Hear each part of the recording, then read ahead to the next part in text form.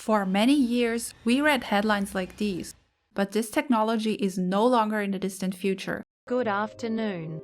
I hope you're doing well. 2023 was an important year regarding mind reading because not one, but two studies got published that will change research in this field forever. This might also mean huge advancements in the medical field. Everyone who is unable or restricted in their means to communicate with the outside world could benefit from these new findings. Until recently, we could only read single words from someone's mind, but not a continuous stream of thoughts. The first study showed that we can do that now and don't even have to rely on invasive methods, meaning there is no chip that gets implanted into your body like it would be the case with Neuralink.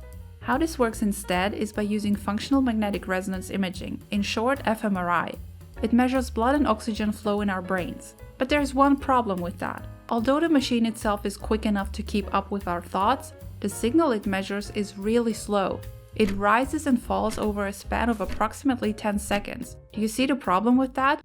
In this time frame, we think more than just a single word, or at least most of us do. To overcome this problem, the researchers included a language model into their study called GPT-1. By now, most of us are familiar with an advanced version of this model, the now infamous one and only ChatGPT. In this study, 3 participants had to listen to multiple different stories during 16 sessions while their brains were scanned with those fMRI machines, so the researchers could record how people's brains look while hearing certain phrases. This way, they can later create sentences when they scan people's brains.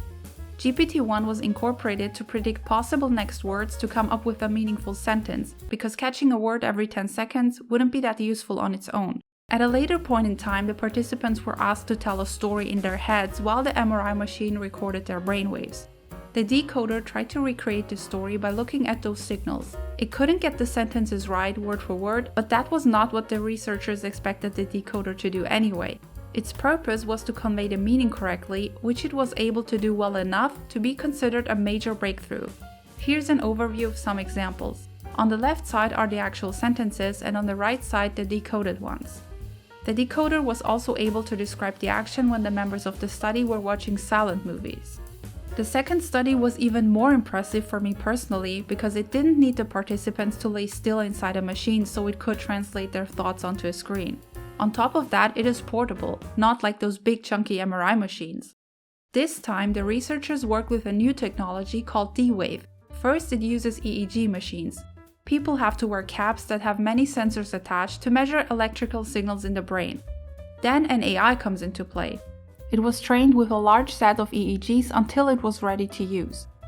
The AI separates the EEG wave into different parts, and these parts are then used to generate text. Here's a short demonstration. Good afternoon. I hope you're doing well. I'll start with a cappuccino, please, with an extra shot of espresso. The model is more adept at matching verbs than nouns. However, when it comes to nouns, we saw a tendency towards synonymous pairs rather than precise translations, such as the man instead of the author, said Duan, who is one of the researchers. His explanation for that was that the mind might be producing similar brainwaves when words have similar meanings. 29 participants were involved in this study, which indicates that D-Wave is more robust than previous technologies, because EEG waves are different from person to person, and usually this type of study is conducted with 2 to 4 people, so the machines can be adjusted to these people's brainwaves.